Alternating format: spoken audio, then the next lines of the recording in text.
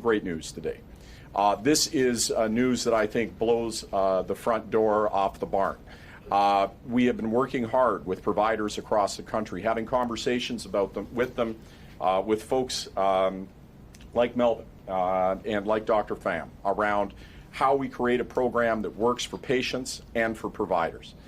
Today, I'm here to say that nearly 450,000 Canadians have received care. There's 2.3 million Canadians who have signed up. And as a result of working with providers to create an alternate claim-by-claim pathway, we've seen an explosion in provider numbers.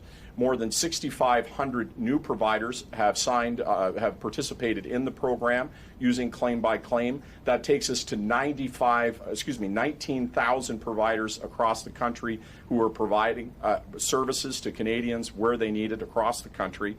That represents 75% of oral health professionals. To break it down for dentists specifically, that number's over 70%. So this is huge news. Now, we're not stopping here. Obviously, we're working with the associations to make sure that we answer every hygienist, denturist, and a dentist question, that we work on any obstacles that we have. We're not stopping until we get to 100%. 75% is huge. Think about it. Just a month ago, before we launched the alternative pathway, we were at about 50% of providers. So in a period of 3 months to be at 75% is incredibly important. But let's talk about what does that mean in a practical sense. You know, as I've traveled the country and I've had an opportunity to talk to people in different parts of the country, let me start here with Melvin. Melvin, you and I had a conversation just before the press conference. And Melvin was saying to me, you know, he's a golf enthusiast. He's got a better game than I do. But Melvin met a 15-year-old who asked him, like, why is oral health just not part of our healthcare system? Why are there people who can't get access to the oral health that they need? That is a profound question. And it's a question of what kind of country we live in. We want to live in a country where seniors are able to get the care that they need. You know, I think of the conversation that I had not too far from here in Vanier. It was in the early days of launching the program. It was with denturists who were brothers, Dan and Jack in Vanier. And the denturists were talking to me about the clients that they were seeing who had 30 and 40-year-old dentures. One lady, 42 years without a pair of dentures in her mouth. What she was left with was plastic plates. And I talk about this often because it sticks with me. When Dan and Jack were talking to me about the senior who was forced to use these plastic plates to chew their food with no teeth in their mouth, it just profoundly strikes me that this is not the country we want to live in. And imagine the sense of dignity, the sense of being that comes from having those teeth placed in your mouth. When I was at the Faculty of Dentistry and I had a chance to talk with Ryland. Ryland is a dental student. He talked about a couple of things. He talked about the pain of somebody with an abscess in their mouth and the inability of them to get care. But he also talked about people who came in and were able to get fitted for dentures and how they came in with their best clothes and they had those dentures placed in their mouth and 10, 15 years were washed off their face, and how excited they were for family photographs, how excited they were to go and go into a job interview. This is fundamentally the dignity that we're trying to talk about. You know, and I heard that again from Navjeet when I was in Windsor, who runs a mobile hygienist clinic. And Navjeet talking about the people that she could go in different communities and how they felt seen and cared for. Seniors feeling like somebody cares about me. You know, and Melvin, you talk about when you were a young person, you didn't have access to oral health care. That was your passion for entering this profession. And I want to say how moved I've been as I've gone and had the opportunity to talk with denturists and with hygienists and dentists to hear their stories about why they want to provide care. And that's what this program is about. We have 9 million Canadians to get to. We have 25% more oral health professionals to get there. But today is an important day in our progress to make oral health a part permanently of Canada's healthcare system. And with that, Melvin, I'll turn it back to you.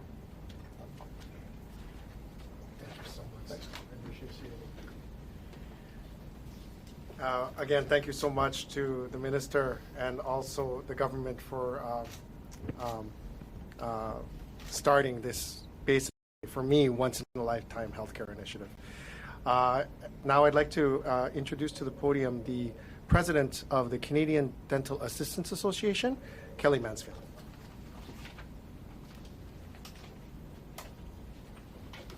Good morning. Thank you, Dr. Lee. On behalf of the Canadian Dental Assistants Association, we're very happy to be here today for this fantastic announcement. I'm sure we can all agree, oral health is essential to overall well-being. The Canadian Dental Care Plan will provide dental care access to nearly 9 million eligible Canadians. This has the potential to not only enhance the quality of life for these Canadians, but it also has the potential to reduce some of the burden on the broader healthcare system, where people often turn to when they have no other options for their dental health needs.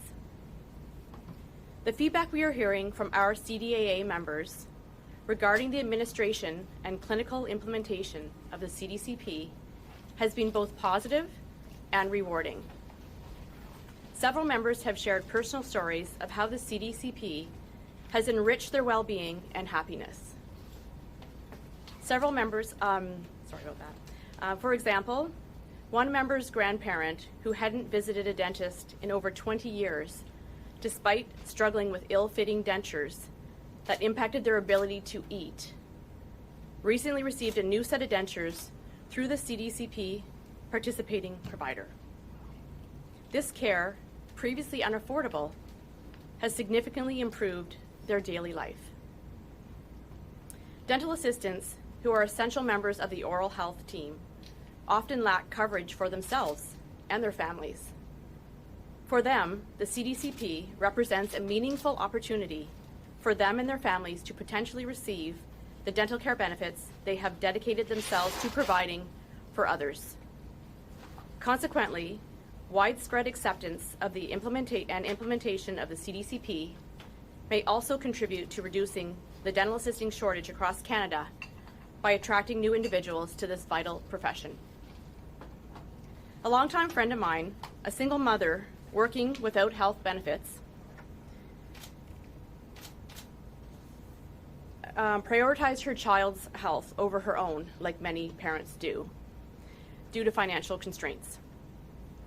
When she finally visited a dentist, no longer able to ignore the pain she was experiencing, she was diagnosed with oral cancer, which she battled for a few years before sadly passing away at 57. Given that dentists perform oral cancer screening during routine checkups, access to the CDCP might have saved her life. The Canadian Cancer Society estimates that in 2024, approximately 8,100 Canadians will be diagnosed with some form of oral cancer, and 2,100 of those diagnosed will die. With increased access to oral care through the CDCP, oral health professionals can potentially reduce the negative outcomes of oral cancer and other oral diseases through early diagnosis and treatment. As dental assistants, we provide a crucial role on the oral health team, serving as a second set of hands in four-handed dentistry. Furthermore, the scope of practice for Level 2 dental assistants permits them to perform most preventive treatments under the supervision of a dentist. And like all health professionals, oral health providers have an ethical duty to provide the best access to care for our patients. The CDCP presents an opportunity for us all to provide this care for Canadians. We encourage all Canadians to review the CDCP eligibility requirements and apply online to access oral health benefits for you and your family members without delay. Along with our oral health professional partners, the Canadian Dental Assistants Association is proud to support this critical program as it aligns with our vision for a strong and safe oral health care system for all Canadians. We strongly encourage all dentists to participate in the CDCP to help eligible Canadians benefit from this program. Thank you.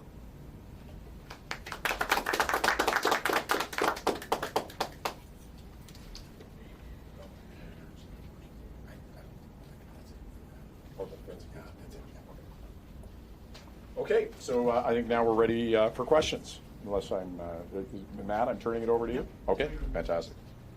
Welcome everyone, bienvenue à toutes et à tous. I'm Minister Holland's press secretary. Je suis l'attaché de presse du ministre Holland. We will begin with questions in the room before taking questions from Zoom.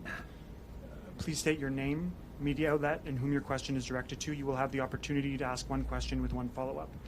Nous commencerons par les questions dans la salle avant de prendre les questions de Zoom. Veuillez indiquer votre nom, votre média et à qui vous posez votre question. Vous aurez la possibilité de poser une question avec un suivi. Let's proceed to the first question. Nous allons passer à la première question. Rachel Ayala with CTV News. There have been examples of providers describing situations where patients are... Rachel Ayala, CTV News. There have been examples of providers talking about instances where patients have learned that they might not have full coverage or the entire dental care program might not be quite free.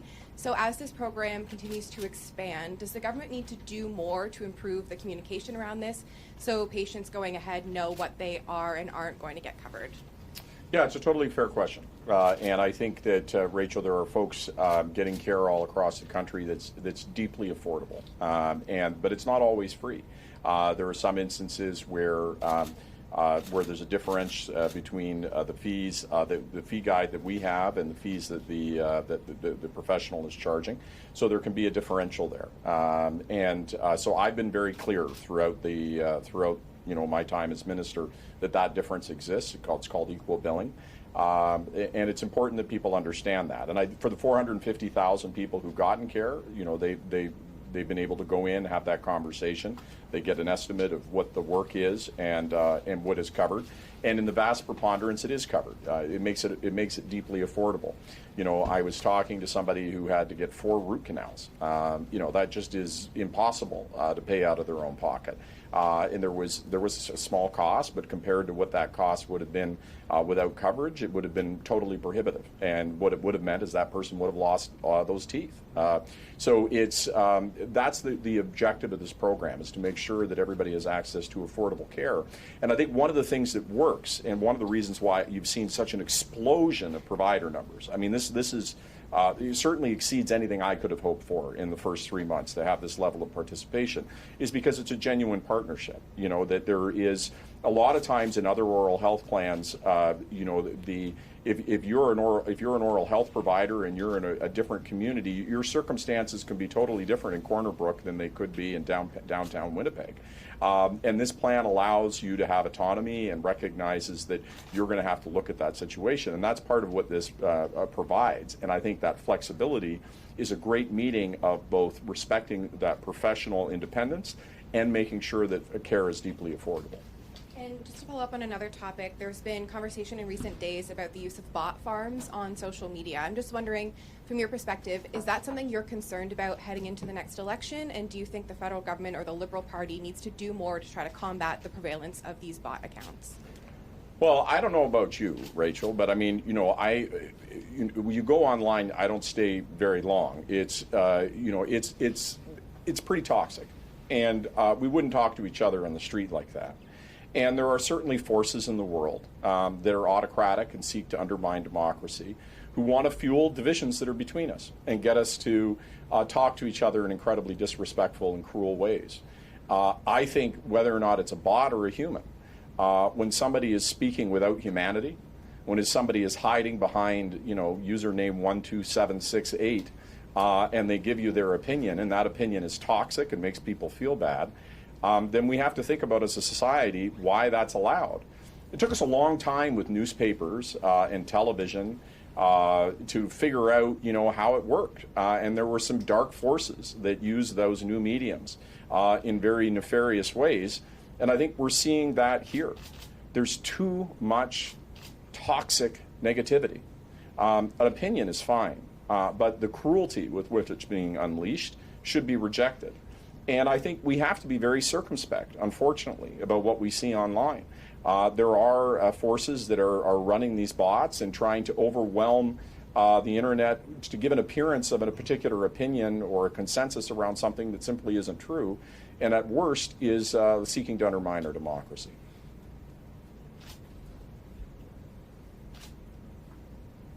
Yeah, we can pass it back there. Yeah. I'm sure you've seen in the States quite the turnaround the Democrats have had They made a major change at the top of the ticket, and they've turned their fortunes around significantly. I'm sure you don't want to see the Prime Minister leave, but do you think the Liberal Party needs to make a major change to their program to see a similar turnaround in the fortunes that you have relative to the Democrats have been able to do in the U.S.? My instinct is we are in very difficult times. These are the most difficult times that humanity has lived through, certainly since the Second World War. People are tired. People came out of the pandemic exhausted. And then they were dealing with a war in Ukraine, and then they're dealing with global inflation, and then they're dealing with the tragedy that's unfolding in Gaza. And it just seems way too much. And, you know, I get an opportunity to talk with my G7 partners. We're not alone. This phenomenon is absolutely everywhere. What I think we're seeing in different parts of the world is really an ignition of hope again. That, you know, maybe the darkest days aren't all that are left for us. Maybe that there are things that are good in this world. And maybe the time that we're in, as tough as it is an opportunity to make things better than they have been. You know, I had an opportunity for my mom's 80th birthday to be away and be in the Olympics and be able to watch Canadians compete. I had an opportunity to watch a movie that I thought was a good idea to watch with my stepchild called Bring It On. Is from the year 2000. You watch that movie, you want to go back to that, right? Like, you watch that movie, you go, what was wrong with us? So we've come a long way. But look, it's a lot easier to sell fear. It's a lot easier to say, doesn't things suck? Doesn't it feel awful? And just to wallow in that. And that's what Pierre Poilievre offers, an opportunity to wallow in all that's bad and broken. And yeah, it's a lot harder to stand up here. It's a lot harder over the last number of years to work with people to say, let's do something totally new. Let's take all of these 9 million people who don't have access to care, and let's fight every single day to make sure they get it. 450,000 people have care today that didn't have before. There is something fundamentally important about that.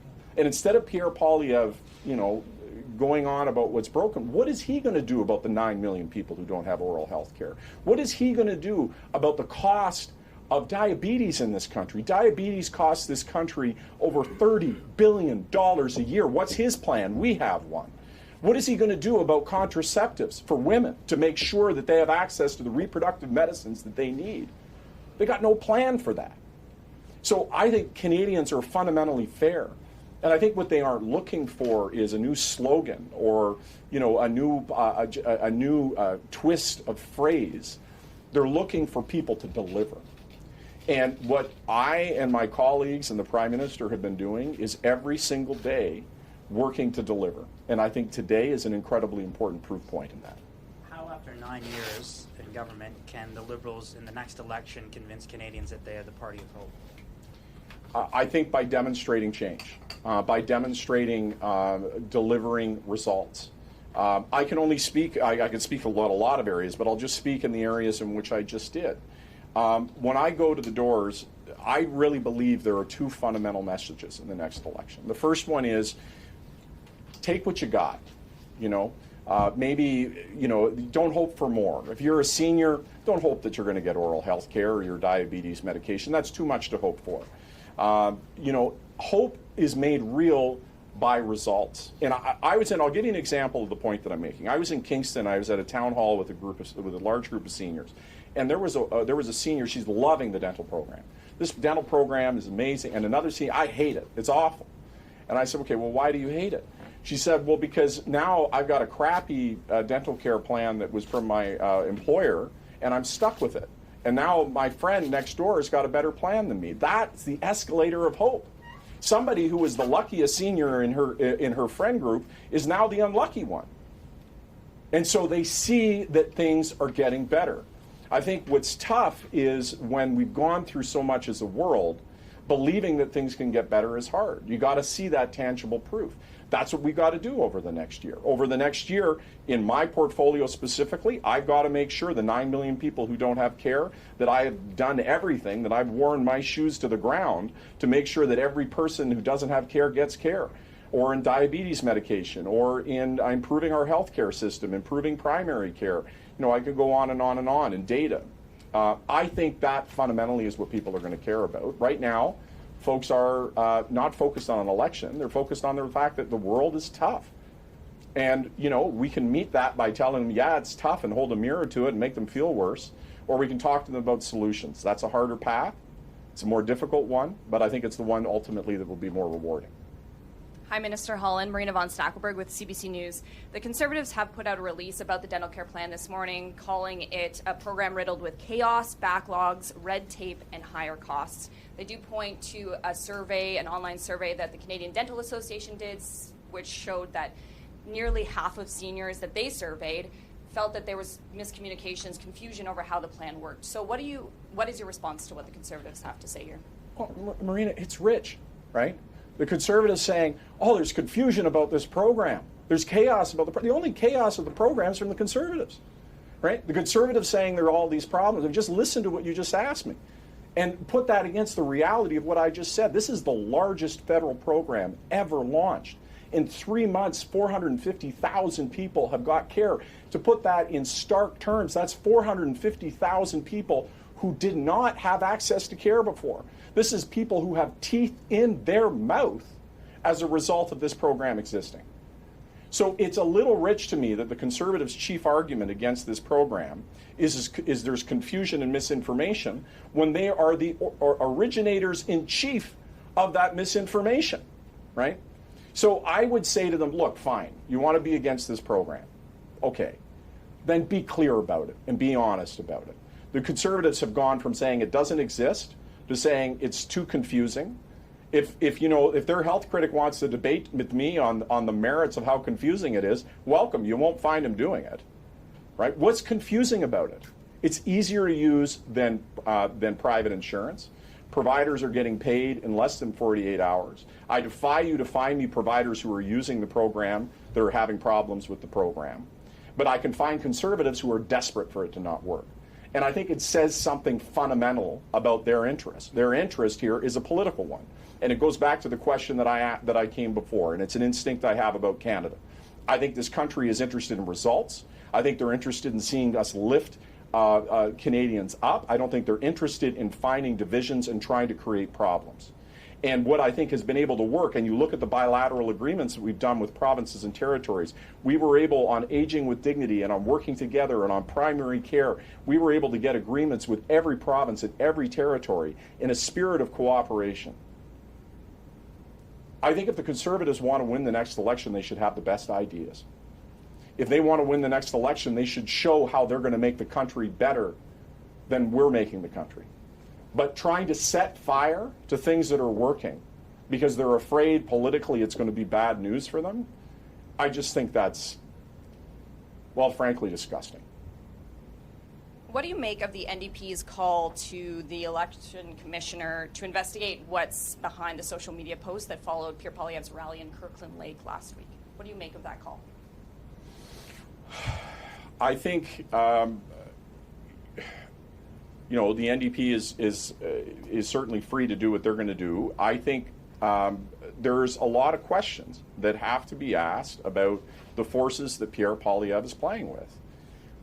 There does seem to be, at its heart, an interest to light things up, to create more problems and find divisions. I don't know what's going on behind a lot of what's going on there. To be honest with you, I try to stay off social media.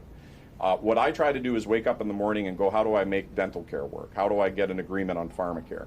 So that's really where I'm going to stay focused. Those are fair and legitimate questions, but probably I don't have really a lot to add more than that on it. There's someone who wants this. Do you want to have a question? Yes, right. Sorry. From my colleague Laura Osman, are you still consulting with the dental associations to develop the pre-authorization process? Absolutely. So the Dental Association, I had a conversation yesterday with the head of the Canadian Dental Association. They have stated that they've received a legal opinion that they can't be either for or against the Canadian dental care plan. So they're going to have sort of a neutral position going forward. But we're working with them and all providers, so the hygienists and the denturists and certainly the dental assistants to make sure that the pre-authorization process works. You would have heard that the process we have now has been very user-friendly, and we want to continue that. We want to make it as simple as possible for providers to use. So we have working groups that are chewing through this, and we're engaging all of the different associations, and are going to continue to do that. And we're on track in November to be able to deliver that pre-authorization process. That's incredibly important because we have a lot of folks with more complicated oral health needs who are going to need to access that to get the care they need.